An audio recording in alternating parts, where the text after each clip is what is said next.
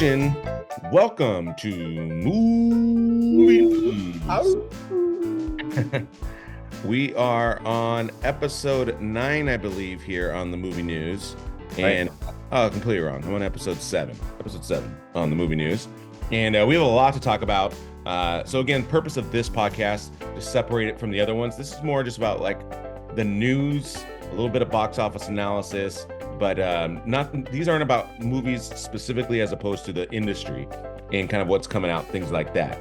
And so there's a lot of new movies, IPs, things of that nature that are have now begun to go into production or will be coming out soon, and or some people have been casted in certain roles. But we want to talk about it because, again, our other podcast wouldn't really cover this, and so I'm just going to kind of go in order. These aren't listed as best to worst. Although I'm going to start with the one that maybe is my favorite, but it's Top Gun 3 is officially has a story, and Tom Cruise likes it and is on board, which is on board. I mean, Tom Cruise, he doesn't half-ass anything, and so he would not do a third Top Gun if this wasn't legitimate. And so I'm very curious where they're going to go for it. I haven't put my head on what I would do with it. I'm assuming it's a continued maybe mentorship role.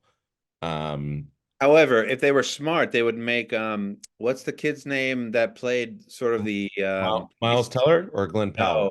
No, Glenn Powell. They need to make Glenn Powell the main person moving forward. It can't be Miles Teller. If they want this to be a successful moving forward, Glenn Powell is that character because he was the guy, as you remember, he's the guy that was sort of the hero of the movie, and he was closest to Maverick. He's the one that had the biggest character sort of switch, right? Like he became somebody that Maverick was supposed to be throughout that whole process. So if they were smart and if they had hired me to do this work, Glenn Powell would have been the main character of this next film. Yeah, I would agree because obviously the last film was, kind of like how the new Star Wars, how each one kind of focused on a different character.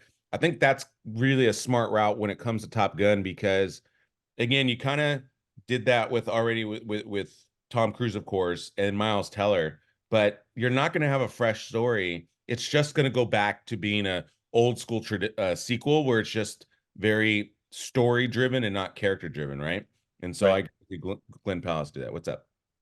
I would liken it more to the Rocky franchise where you use Sylvester Stallone as long as you can until you're ready to hand the reins off to Michael Jordan, who is going to take Creed into a completely different direction that is no longer associated with Rocky necessarily, right? Yeah. So you want Tom Cruise to be involved to a certain extent, but eventually Tom Cruise is not going to be around.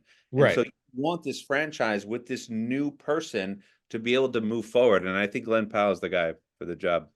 Yeah, and don't forget really what Top Gun is about, right? It's about naval aviation. And like you're saying, to move forward with it, you want that nice transition, but at the end of the day, that's what people want to see. That's why it's just awesome at the end of the day, is because we want to see incredible flying skills, aviation skills, and obviously we want a good story attached with it, but don't get it twisted on what this movie is. You know what I mean? Right. Awesome.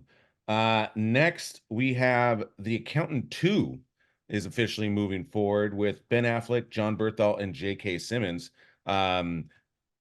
This is a weird movie because this was, I think, a fairly successful movie, but I think it has more almost of a cult following than it did purely on like a critical or a box office success. I don't have all the numbers in front of me, but what were your thoughts on the first one? This is one of my favorite Ben Affleck movies outside of Good Will Hunting. This is probably my second favorite Ben Affleck film of all time.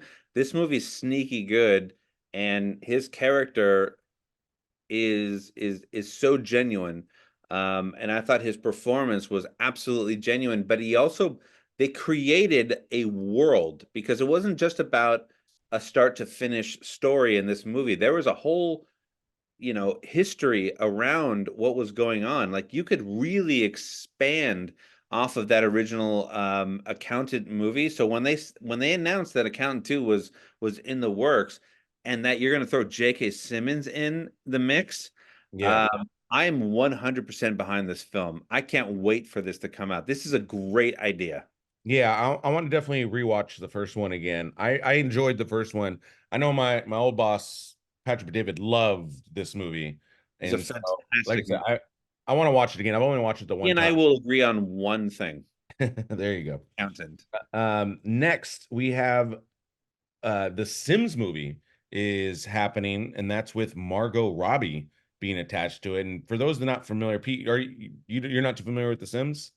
I'm not in the gaming world at all, but I'm in the Margot Robbie world, and I like her at the Yeah. whole.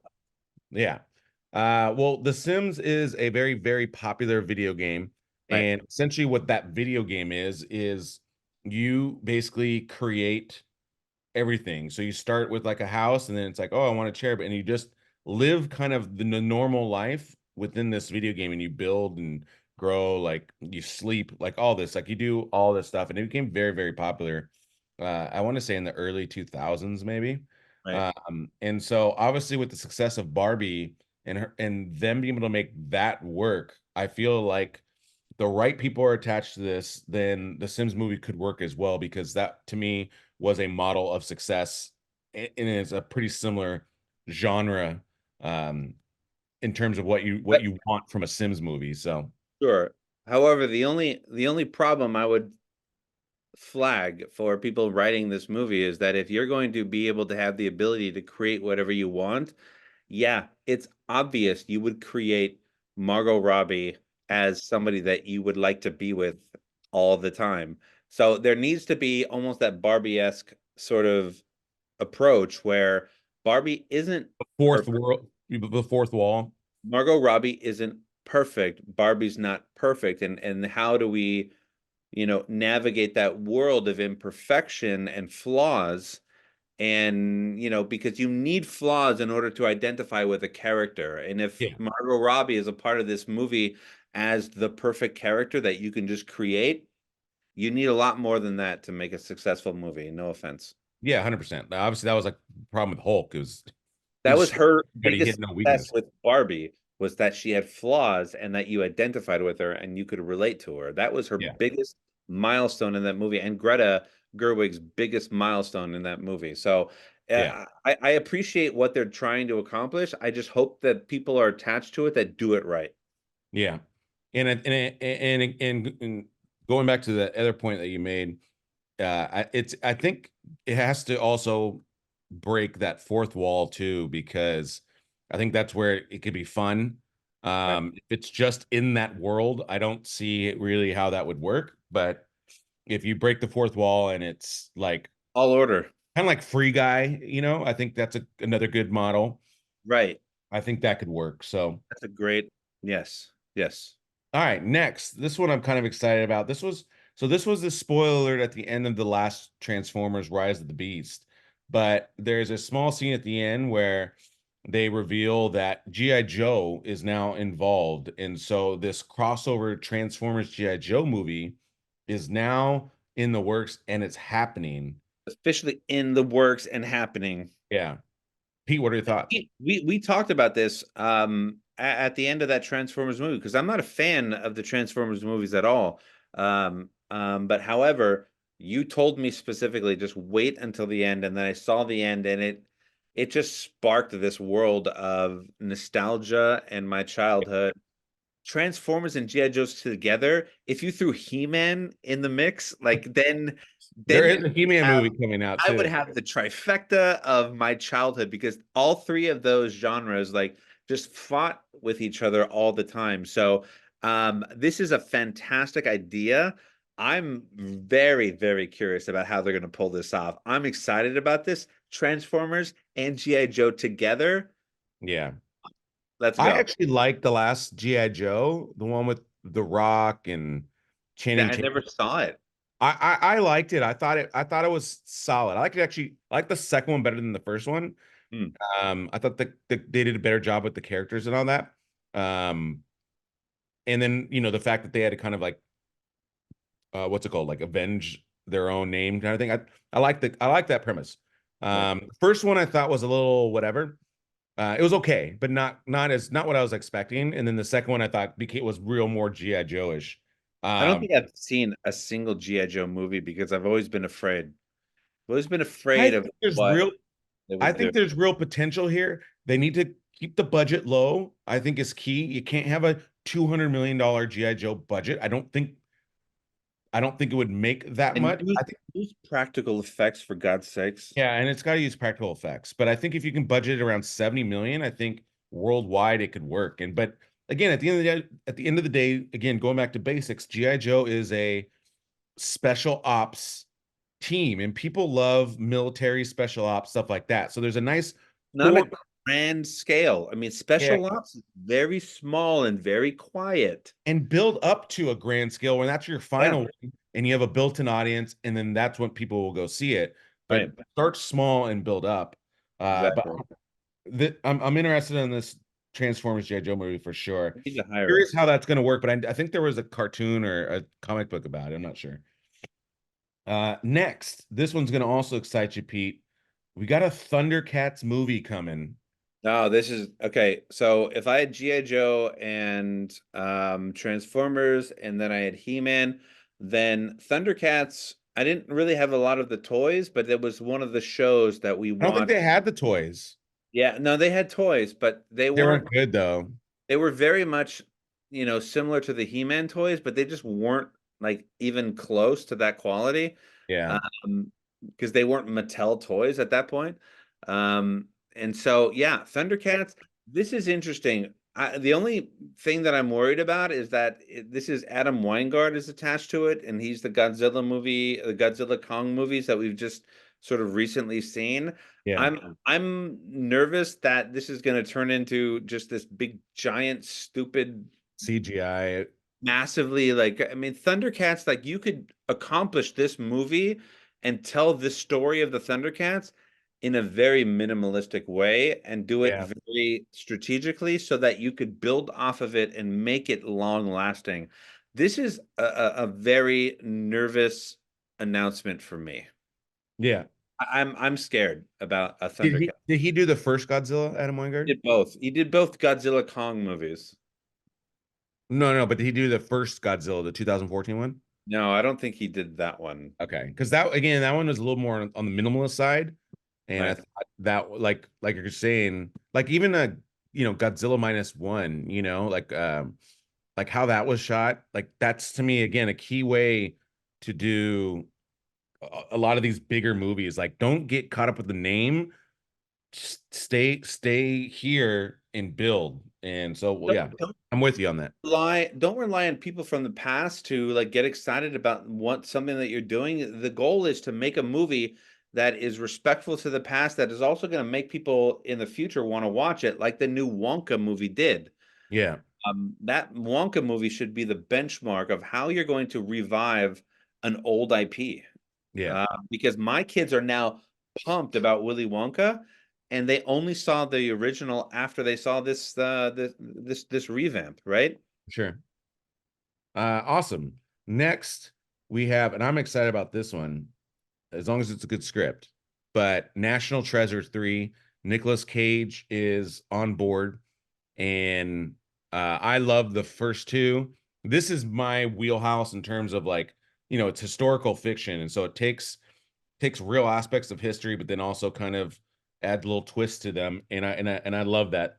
And again, if you have a cool script with a cool aspect of American history, National Treasure, I'm all in. I'm Right. curious on if they'll bring in like a new sidekick or something like that. But if Be new to the team, I guess. Yeah. This is the National Treasure movies were the epitome of what an action adventure, like that genre when they first coined that genre. Yeah, National Treasure was a part of that genre. It was action adventure. It was an action movie, but not over the top. There was tons of adventure, there was tons of comedy, there was great acting. The performances were fantastic. And and this is one of two movies. If Nicolas Cage is attached to both of them, I'm on board with both of them. One is National Treasure 3, and one is the next one that we're about to talk about, which is Face Off 2.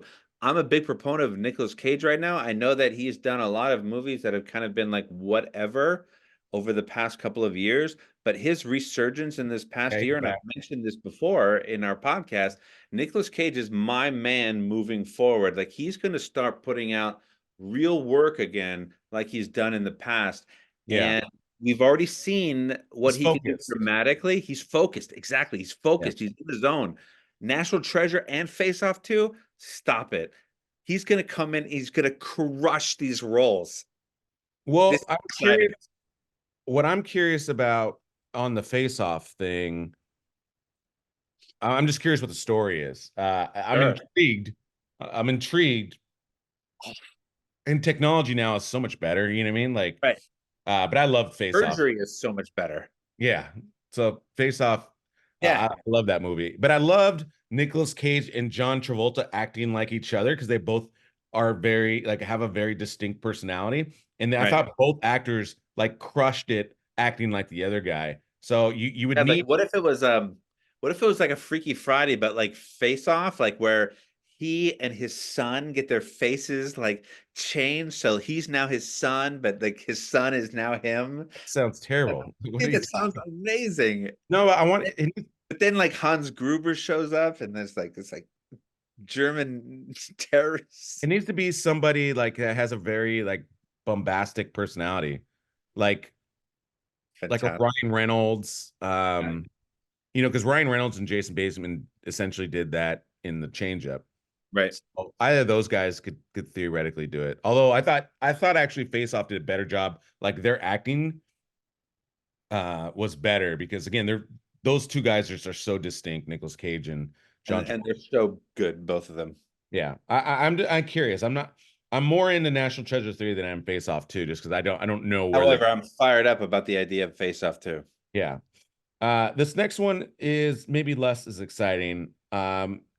Scarlett Johansson, who I love, is going to be part of the new Jurassic Park trilogy. I'm curious, what more are we going to tell here with Jurassic Park? What are we gonna do?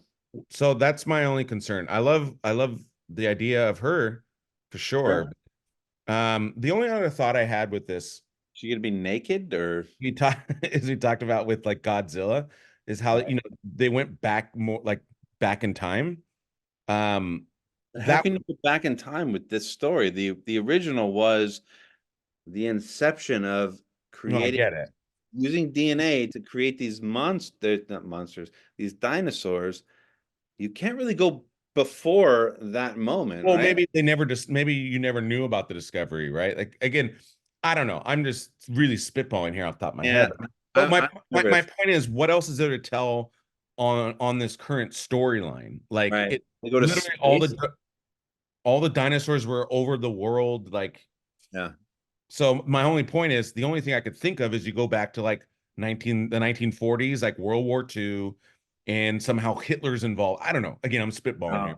I think Jurassic Park in space is a better idea than going back to like Hitler, Nazi, World War II. Oh, we took some DNA from a velociraptor up to space, and oh my God, now there's a velociraptor, Dinosaurs in space. loose. He's loose on the ship while we're trying to get to Mars. I mean, what else are you gonna do with this franchise? I don't Stop know. it. I don't know. I don't know. If, That's if again. if Johansson was smart, she would back out of this immediately. Like, just get out. I'd be curious on what the pitch is. That'd be Get my thing. out. There's nothing good that's gonna come out of this. However, Um, the ne- next one, the next, and I think we've already talked about this, but we'll just make a quick announcement. But Dune 3 is officially in development, obviously with the success of smart. the previous one, which is over 600 million worldwide. They're going ahead with the third one, which is Dune Messiah. I didn't know this, Pete, but there's actually 10 books in this whole thing. Yeah, there's a whole bunch. Yeah, I should probably read them, but yeah, that's awesome. I think that's just good But news we for called everybody. that one. I mean, like the brilliance of number two and how it's outside of like, and I haven't given a ton of thought to this, but if I had to like gun to the head, I'm like, okay, Godfather 2.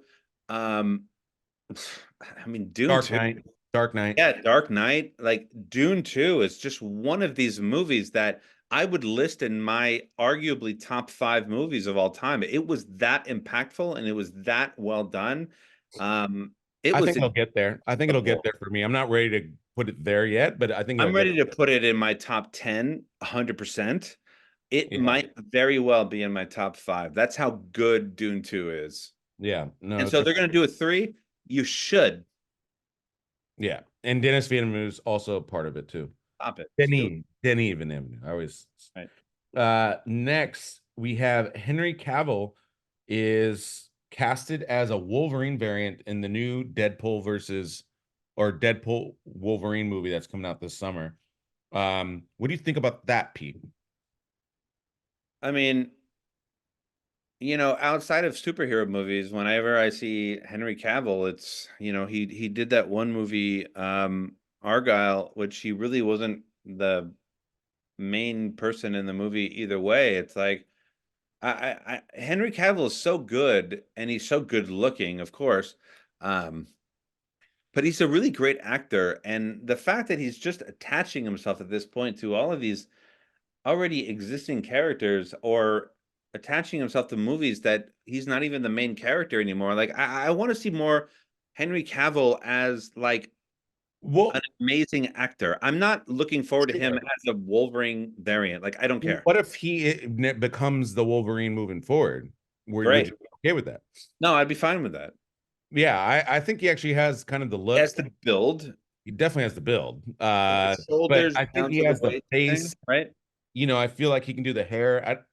He can do the facial hair because he had the facial I'm hair in Superman. I'm fine with him moving forward, but I really want to see him in something other than Have you seen The Witcher or no? The Witcher. Yeah, No, he's the star in The Witcher. You might like that. That's also series, right? yeah. Yeah, I don't have time for It's kind of series. like Games of Thronesy. Yeah, no, I don't have time for that. We All got a right. billion movies to watch like every day. The next one, this one I'm excited about. Mr. Sinister is officially going to be the villain in the MCU's X-Men. We've been waiting to hear and see, once Marvel has officially retaken back the X-Men. We've already seen little glimpses. We've seen a Professor X show up in it was Doctor Strange, right? And then we also saw who'd we see? We saw Professor X in one of these Yeah, last I'm, movies. I'm not that deep in the X-Men? X-Men lore to know that Mr. Sinister is somebody of significance. So that announcement doesn't really tell me a lot. I'm more excited about the fact that X-Men is actually going to be done within a universe that I'm already, a part of. Yeah, Um, they're not just standalone movies and a standalone trilogy that turn into another standalone trilogy. Like this is a part of a universe now. That I mean, this is what I've been waiting for because what's been going on since Endgame up until now, I'm massively underwhelmed. I need yeah, something real big to jumpstart my interest back into the MCU again. And if Mr. Sinister is the one that's going to do it, great. yeah, Then let's bring it on because I need something real quick, or yeah, otherwise I'm out. yeah. I'm with you. Yeah, we need an Avengers movie at this point. Like I'm ready. Like let's team up already. Like I Need don't need something. another solo movie. Yeah. I'm ready for him to team up. Next we have Julie Garner, who you might know her from Ozark. She also did that Australian film in the Outback we just saw a few months back. She's being cast as the female Silver Surfer in the new Fantastic Four movie. Which so we saw John Krasinski be Reed Richards in the Doctor Strange movie, but then this one has a dip. Do you remember who the guy was? No. I don't remember off the top of my head. But ultimately, there's a new Fantastic Four movie, and John Krasinski was not Reed Richards; it was someone else. So that's going to make it uh, interesting. The Fantastic Four movies have not been successful so far, Nope. so curious to see. Crazy because it's a fantastic, pardon the pun, it's a fantastic storyline, and it's like the characters themselves are really unique and interesting. It's just I don't know if the technology was where they it needed to be in order to pull off an incredible movie visually. However, a story is a story. I don't Yeah. care what visual effects you The have. first one was okay. I didn't love it. Fine, but I mean, look, there's only so much you can do with VFX. Yeah. You need the story. So I hope this is good. Right? Yeah. All right. Next, we have Matrix 5 is officially in the works. Uh, yeah, this I'm not as high on just because I don't know again where this is going. And so, No, this is a money grab. This is we've resolved something and then we need to make one more. So what can we create? I mean, that's what the writers of this movie are now thinking and contemplating about. I'm not in the room clearly. However, I guarantee you they're thinking, how do we revive what just ended and make it continue? I mean, this is like they shouldn't have even done a fourth one, to be honest. If you want my honest opinion, they shouldn't have done a fourth one, but they did it and it was fine. yeah. But now they're going to do a fifth one. I mean, what do you expect is going to happen? All of a sudden, it's going to be Godfather 2 as the fifth movie, and then people are going to be like, "Oh my God, this is the greatest franchise of all time!" Like Yeah. this is clearly a money grab. And if I just wish Keanu Reeves would be like, "No, this is ridiculous. Get somebody else to do it, and good luck to you." Well, I that's would why I love, feel love because John Wick is kind of dealing with the same thing. And I hear there's a fifth one coming out as well. it with this. And so it's just again, I do trust Keanu Reeves at this point. He's There's been already a spin-off series, and now like yeah. So we'll see. Again, a lot of these movies felt like they were concluded, but um, we'll see. We'll see. really not. Next, Idris Elba has been casted as the villain in the new James Bond film. I didn't know this, but Aaron Taylor Johnson is already cast as the new Bond. Peter, are you a Bond guy or not really? I'm a Bond guy, but I don't know who's. Hold on, let me. Aaron Aaron. Taylor Johnson was Okay, he was I know what he's been in. he's in Bullet Train. He was in Yeah, Kick-Ass. Um, really, like that's the new Bond. yeah. He's in All 10. right. Ah, Okay. oh, Avengers. Yeah, he was the brother of the Scarlet Witch. Yeah, great. He's Uh, also in yeah, Godzilla. interesting choice for Bond. Obviously, he's younger, so I think that's a positive in terms of Every to be fair, every time they announce a new Bond, people are like, "Oh, this is bullshit. Like, why would you do that?" And meanwhile, they crush, right? Like yeah, nobody cared about Daniel Craig as the Bond coming up. Meanwhile, he elevated the Bond franchise to a new level only because not only was his performance amazing and fantastic and true to the character, but he had the team around him to write the stories and the visual effects to accomplish what they wanted to accomplish with the story. It was yeah, the VFX were accented, they weren't primary. yeah, So if this guy Taylor Johnson has that same sort of team around him, I will give him 100% chance with no reservations behind it. Like I will give him that chance because and people hated Pierce Brosnan. Meanwhile, he yeah, crushed. yeah. I like them. I like them. Yeah, Uh, awesome. Yeah, I'm with you. I'm a wait and see approach. I don't want to judge it, and right. I haven't seen all the Bond films, but I've seen the last couple ones. I did enjoy Daniel Craig ones. So good. The Yeah, movies are well done. yeah, they're really well done. And then lastly, Star Trek 4 is officially in the works. It is going to be the official send off for the current cast of characters: Chris Pine, Zoe Saldana, among the rest of them. Um, have you liked these newer? I think I saw half of the first one that came out with Chris Pine, and I never watched any of the other ones after that. So they are exactly what you sign up for. I mean, they're nice space adventure movies that are very heavily character driven because each character needs to pull their own weight because they all play a role. Um, yeah, I mean, fine, great. A fourth Star Trek is in the works. That's fine. That doesn't excite me. Yeah. I'm I'd say medium interest. As long as Abrams attached, I did like.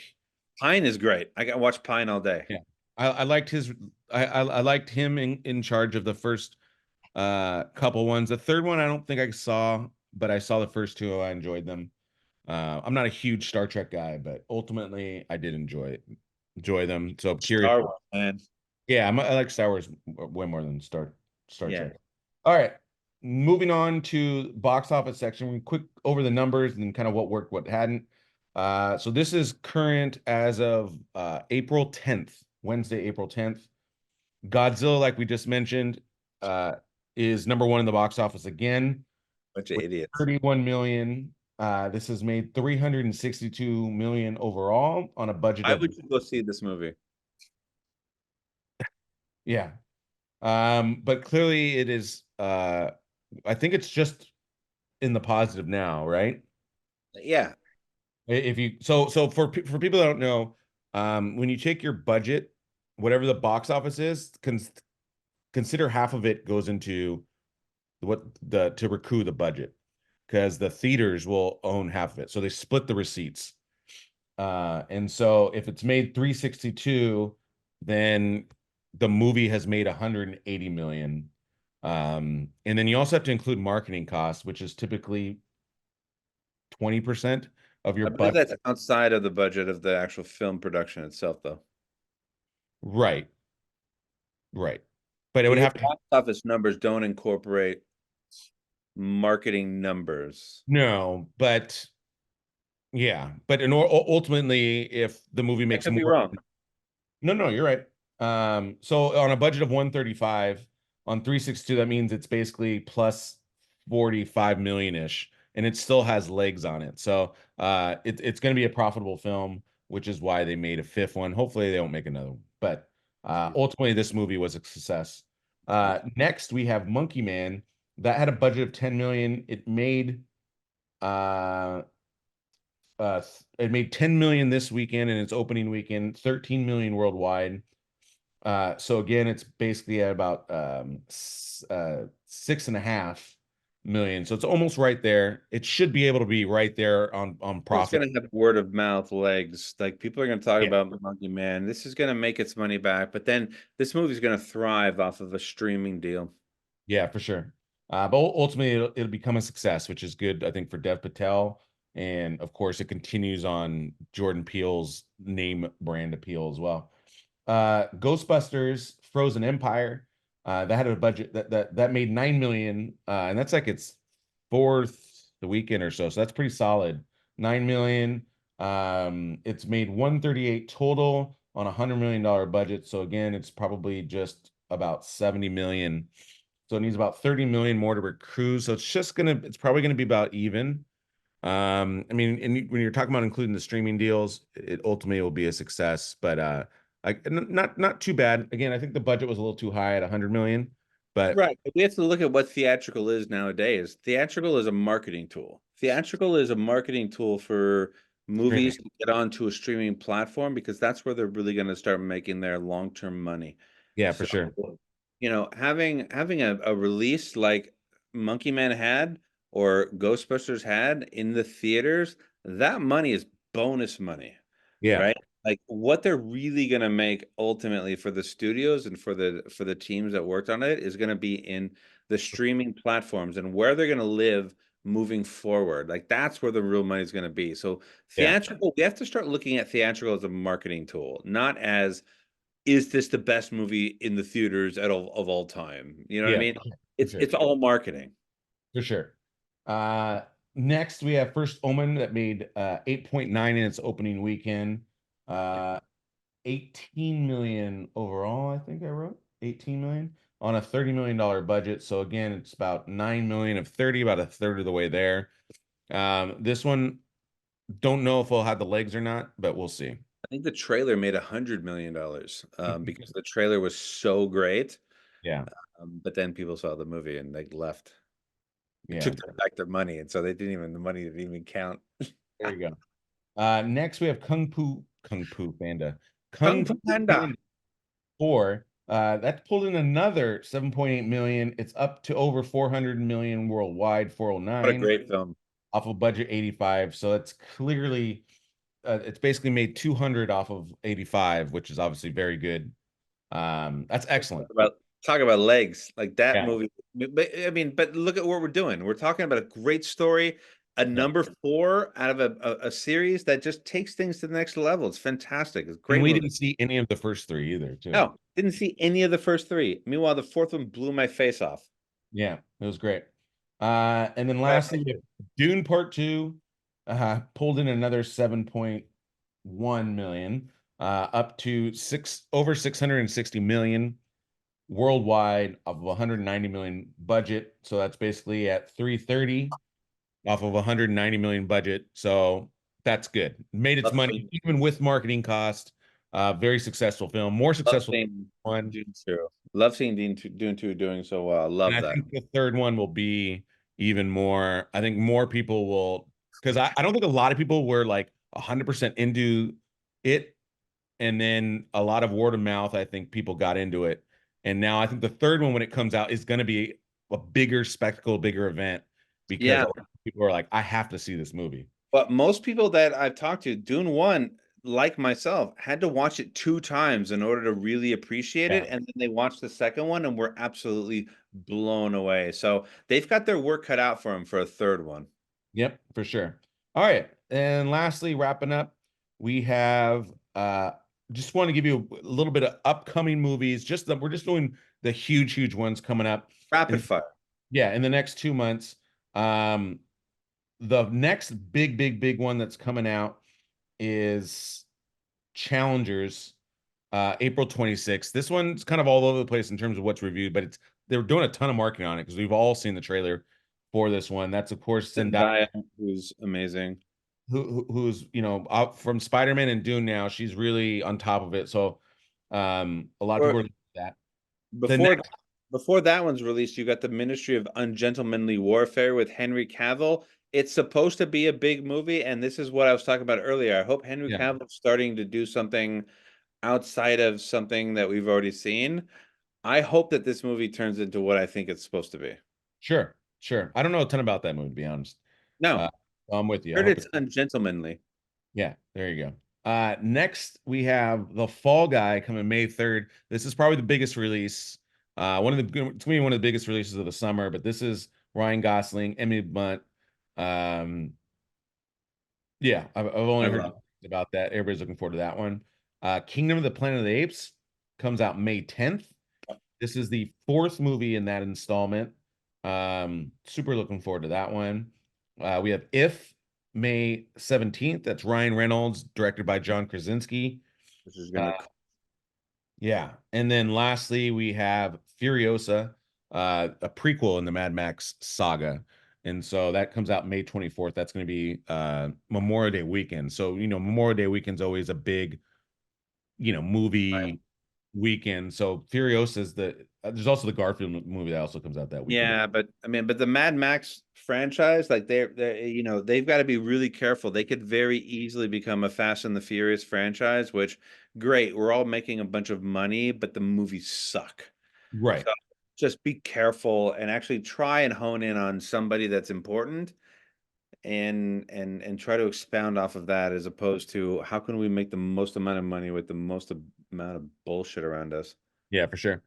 Awesome. Well, that's going to wrap it up for movie news. Make sure you check out our other episodes.